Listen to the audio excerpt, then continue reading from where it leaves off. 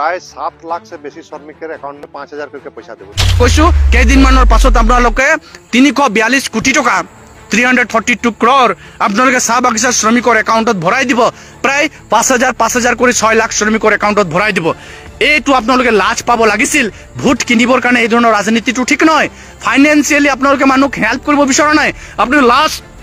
এবাৰ 5,000 টকা দিছিল 2500 টকা দ্বিতীয় দুটা ইলেকশনৰ এটা ইলেকশনৰ আগত পাছত আৰু 2500 টকা উমাইছিলে আৰু এটা ইলেকশনৰ আগত এবাৰো ঠিক 26 ইলেকশনৰ আগে আগে আপোনালোকে 5,000 পইচা এটা হুমাই দিব হুমাই মানুহৰ মাইন্ডসেটত এইটো হুমাব বিচাৰিব জামি চাওক বিজেপি পইচা দিছে আৰু দিব নেক্সট বাৰ আকৌ এবাৰ ভোট দে 5,000 টকা হুমাই দি प्रतिगराकी श्रमिকক বজাৰত নি আপোনালোকে 25,000 টকা লুটিব এই ধৰণৰ ৰাজনীতি কৰি আছে গতে 5,000 ৰাজনীতিত কোনো মানুহ ভুল যাব নালাগে 6 লাখ মানুহক 5,000 টকা দি অসমৰ 70 লাখ চাহ বাগিচা আদিবাসী শ্ৰমিক আদিবাসী ভোটাৰৰ কপালত আপোনালোকে 5,000 টকা ভোটাৰ হিচাপে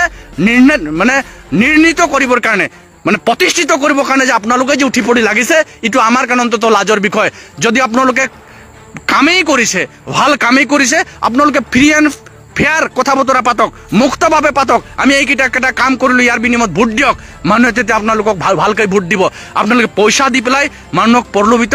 ভয় ভাবুক কৰি পেলাই ভোট লোৱাৰ যেটো কায়দা কৰিছে এটো উচিত হোৱা बैंक अकाउंट सब ठीक है बैंक अकाउंट आधार लिंक रहे तार पीछे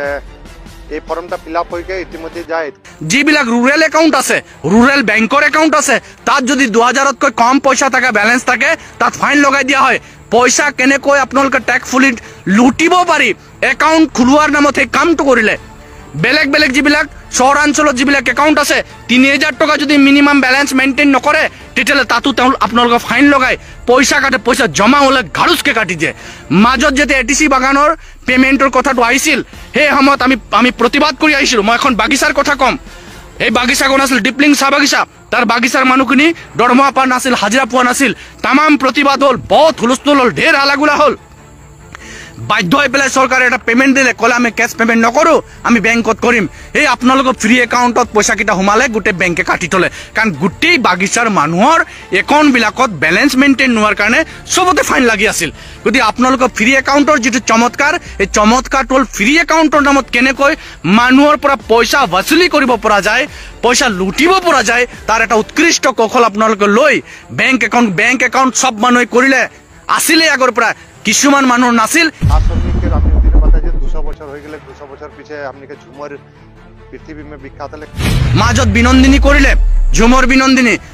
আমাৰ বিনন্দিনী অংশগ্ৰহণ কৰা আমাৰ কলা কুকুলি বিলাককো এটা আপোনালোকে পইচা দিম বুলি ক'লে আপোনালোকে হদম্বে ঘোষণা কৰিছিল আমি গ্ৰিনিজ বুকস অফ ওয়াৰ্ল্ড ৰেকৰ্ডসত এই বিনন্দিনীৰ বুলে অভিলেখ সৃষ্টি কৰিম কিন্তু আজিলৈকে গ্ৰিনিজ বুকস অফ ওয়াৰ্ল্ড ৰেকৰ্ডসৰ সাৰ্টিফিকেটখন আমি কোনো দেখিবলৈ নাপালি আমি সাংস্কৃতিকভাৱে সহকী জাতি বিশ্ব জানক নাজানক পিছৰ কথা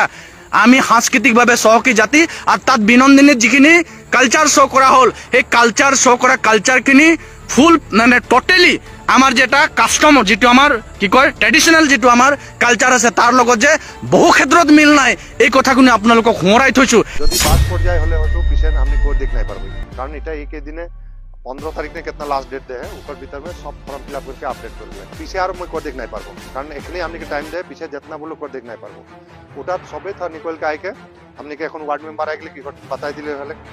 দিনে কাম যাইলে রাইতে যাইকে বাতালি বা খুব ফজরে বাতাই দিলি আর বহুত কষ্ট করতে মই বাগিচাখন এটা দৃশ্য দেখা বিচাৰিছো এইখন বাগিচাতে আজি বছৰ ধৰি কৰ্ম কৰি পেলাই জীৱিকা নিৰ্বাহ কৰি থকা শ্ৰমিকসকলৰ জীৱনৰ জীৱিকা যেটা হাহাকাৰ অৱস্থাত গৈছে বাগিচাখন মৃতপ্ৰায় অৱস্থাত আছে আৰু এই বাগিচাখন খুদ মোদী আৰু হিমন্ত চৰকাৰে পৰিচালিত কৰে সেই বাগিচাখন অৱস্থাটো আমাক চাওক কেনেকুৱা এটা অৱস্থাৰ মাজতে এই বাগিচাখন গতি কৰিছে এইখন হল এন্ড্ৰয়েল কোম্পানীৰ এখন বাগিচা যিখন বাগিচাত আজি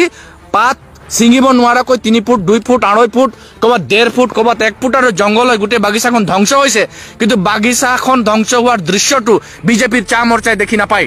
তেওঁলোকে এই দৃশ্যবিলাক দেখাওক কেন্দ্ৰীয় আৰু ৰাজ্য চৰকাৰক কওক যে আপোনাৰ অধীনস্থ এই বাগিচাবিলাক আজি মৃতপ্ৰায় অৱস্থাত হৈছে এই বাগিচাসমূহত প্ৰায় 30,000 মানুহে কাম কৰে এন্ড্ৰয়েল কোম্পানীৰ 10খনকৈ অসমত চাহ বাগিচা আছে আমাৰ নাহৰকটীয়া সমষ্টিৰ এখন বাগিচা আছে দিশাম বাগান টিংখং সমষ্টিৰ 3খন বাগিচা আছে আমাৰ টিংখং বাগান ৰাজগড় বাগান বামুনবাড়ি বাগান আমাৰ মায়ামৰা সমষ্টিত চৰাইদেউ বাগান আছে চৰাইদেউ ডিস্ট্ৰিক্টৰ মায়ামৰা সমষ্টিত হিংৰিজান চাহ বাগিচা আছে আমাৰ মৰাণৰ খুৱাং সমষ্টিত খোৱাং চাহ বাগিচা আছে, লাহোৱাল চাবুৱা সমষ্টিত আজিকালি লাহোৱাল চাবুৱা সমষ্টি বাসমতীয়া চাহ বাগিচা আছে। আমাৰ মৰিয়নি দুলেন নায়ক দাদাৰ ঘৰৰ কাষত আছে হুলুংগুৰি চাহ বাগিচা। সেই বাগিচাখনৰ শ্ৰমিকৰ অৱস্থা কি হৈছে আজি সংবাদ মেলত এই কথাখিনি তেওঁলোক উত্থাপন কৰিব লাগিছিল, চৰকাৰৰ দৃষ্টিগোচৰ কৰিব লাগিছিল। গোলাঘাটৰ মূৰফুলনি বাগিচাৰ অৱস্থাৰ শ্ৰমিকৰ অৱস্থা কি হৈছে এই কথাখিনি তেওঁলোকে সংবাদ মেলত ক'ব লাগিছিল। বগিজান চাহ বাগিচাৰ অৱস্থাৰ শ্ৰমিকৰ অৱস্থা কি হৈছে এই কথাখিনি সংবাদ মেলত ক'ব লাগিছিল। সংবাদ মেলত তেওঁলোকে কি কৈছে যে এই যে দেখিছে এখন বাগিচাখন, এই বাগিচাখনৰ দৃশ্যাৱলীবিলাক তেওঁলোকে ক'ব লাগিছিল যে এনেকুৱা এটা হাহাকাৰ অৱস্থাৰ মাজত ভাৰত চৰকাৰে প্ৰত্যক্ষভাৱে পৰিচালিত কৰা, ভাৰত চৰকাৰৰ অধীনস্থ এনৰল কোম্পানীয়ে প্ৰত্যক্ষভাৱে পৰিচালিত কৰা এই বাগিচাখন যে জংঘল হৈছে, বাগিচাখনৰ শ্ৰমিকে সময়মতে পাবলগীয়া পষেকীয়া দৰমহা যে পোৱা নাই, তেওঁলোকে আজি প্ৰায় 9-10টাকৈ ৰেচন পোৱা নাই, তেওঁলোকৰ ছুটি পইচা, ঘৰ ভাড়া, খৰি পইচা যে পোৱা নাই, হস্পিটেলত যে দৰৱ নাই, কোনো ধৰণৰ ডক্টৰৰ ব্যৱস্থা নাই, এই কথাখিনি আজি দুলেন নায়ক দাদা বা তেওঁলোকৰ সহযোগীসকলে কিয় ক'ব নোৱাৰে? বিজেপি চাহ মৰ্চাই তেওঁলোকৰ চৰকাৰৰ দৃষ্টিগোচৰ কেলে কৰিব পৰা নাই? আজি মই আপোনালোকৰ মানে প্ৰামাণিক সহকাৰে কৈছো, বাস্তৱ কথাটো কৈছো, প্ৰেক্টিকেল কথা কৈছো যে এই যে ভাৰত চৰকাৰে পৰিচালিত কৰা এনৰল কোম্পানীৰ অধীনস্থ এইখন বাগিচাৰ এই দৃশ্যটো চাওক।